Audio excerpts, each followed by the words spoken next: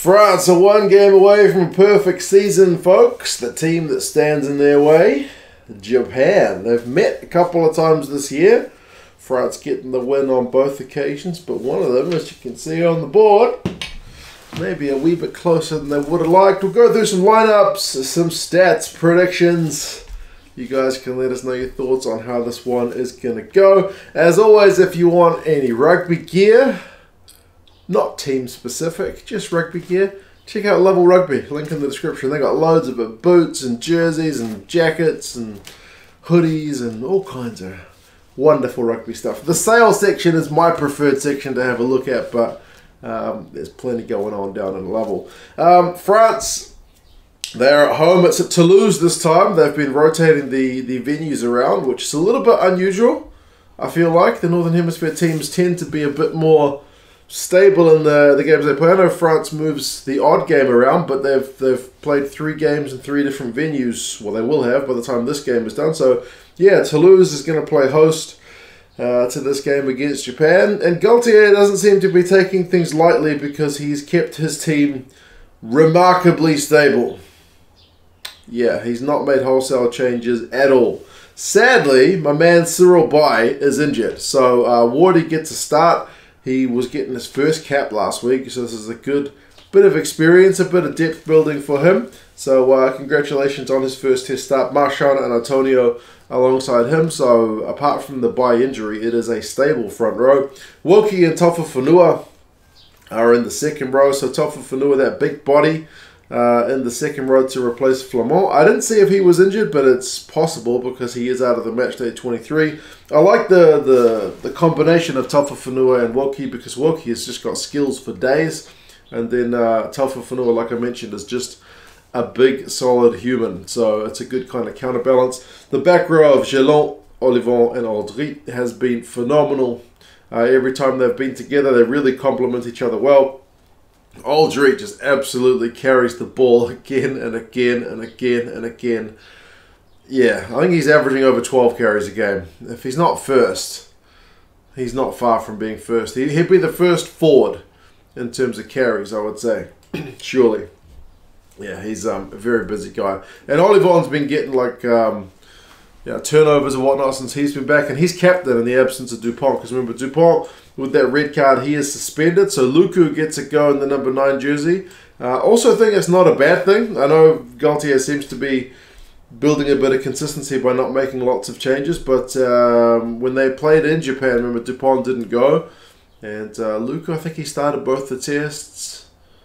Got substituted in one of the games, and then France looked a bit sharper. So it's a good chance for him to go against Japan again. Ntamack still there at 10. Danty and Fickou are in the midfield, 12 and 13.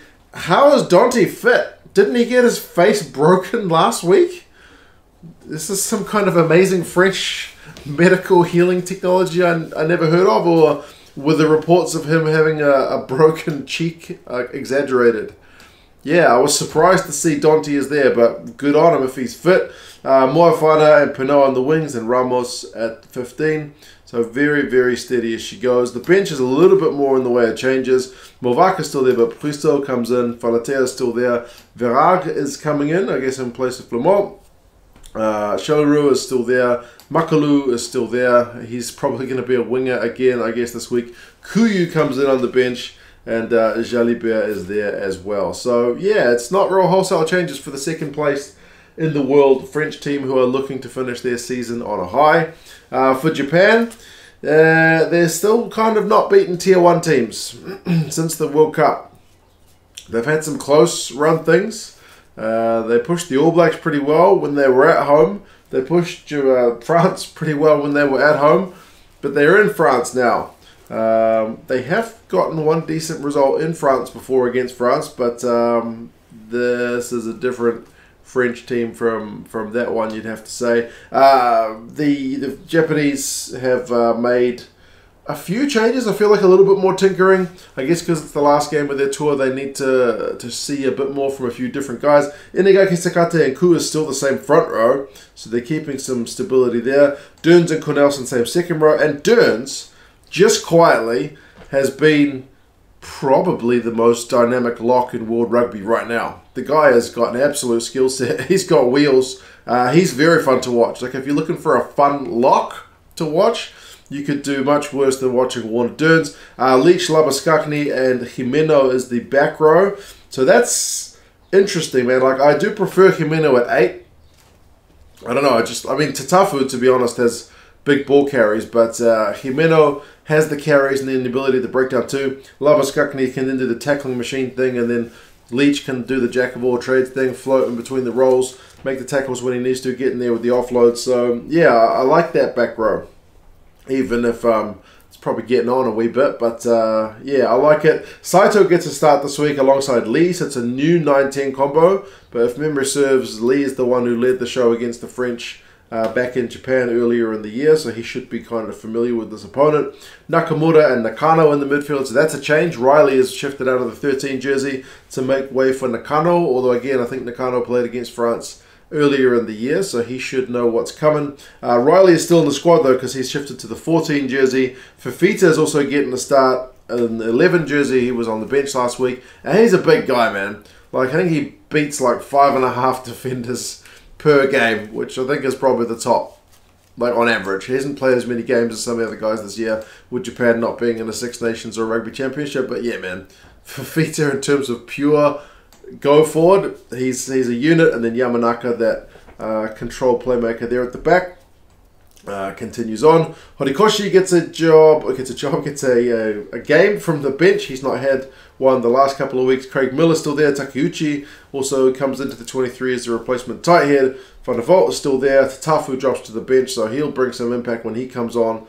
Probably for Leach, I want to say, but maybe not. Nagare, Nakao, and Matsushima are there. So a little bit of controversy about dropping Matsushima, because he's kind of one of the darlings of the Japanese squad. But I mean, he was kind of mentioned, I think, by Jamie Joseph, by basically saying they want to bring a little bit more physicality to the game this week. So that's why he's on the bench. He's still a talented player. Stats-wise, I mean, Japan are a very fun team to watch. Like, if you're looking for just pure, like, defenders beaten, run meters, clean breaks, offloads, like, pretty much the all-action team, then you want to watch Japan. Like, that's the core of the way they are playing the game at the moment. So, very fun stuff. The set-piece stuff can be a little bit iffy. Not always the worst in every category by any means, but the line-out numbers, the scrum numbers, the rucks, you know, some of those numbers could be a little bit higher. So, yeah. And then you're playing France. And France are absolutely stingy on defense. They concede very few clean breaks. They concede very few tries, like less than 2 tries a game. Very stingy. They got a great tackling percentage. They got a great line out. And then Japan tending to finish games kind of weak, like conceding almost 10 points in the final quarter, which is their highest quarter for points conceded, whereas the French are finishing games really strong. You know, they're conceding fewer than 3 points in the final 20. So that's often the difference maker with the best teams, right? In the final 20, they are able to decide the game. And also, you got to remember, the Japanese tend to play with the lightest pack of the tier 1 teams. Italy is just a bit heavier than them. So Japan's the lightest, and France, kind of unsurprisingly, generally one of the heaviest. Them, the South Africans, New Zealand all got pretty big packs. So, yeah, France right up there. Recent history, I mentioned France have had a decent result. They drew with the French 23-all in Paris 2017. But every other game in the last 5 has been a loss. But the most recent one was in Tokyo, and it was 20 points to 15. So it was remarkably close, that one. The previous one before that, there was 42-23. France gave Japan a wee bit of a hiding. So we'll need to see Japan kind of start strong and not just ship points like they have been doing in some of the other games. But, yeah, average score across those last 5, which does include a game for 2003, would be 37-22. So high scoring affairs, albeit this last one kind of lowish in terms of the overall scores. Predictions-wise, it's 22 points with the bookies for France to win it, and then 21 points with the Rugby Forecast algorithm. So pretty close. France predicted to be pretty comfortable winners. Andrew Brace is the ref. As I said, it's from Toulouse. It's actually an afternoon game in France. I don't believe it. That doesn't work for me at all, because that means it'll be in the middle of the night. At 2 in the morning or 3 in the morning or something silly. So, yeah. I prefer your night games, France, because it means I can get up and have breakfast with them. But anyway, you guys let us know your thoughts. Can you see France slipping up at the last hurdle, or is it going to be a perfect season? Can Japan finally crack a tier 1 team? It's been a while, but yeah, you guys let us know your thoughts, and I'll talk to you guys again soon. See you later.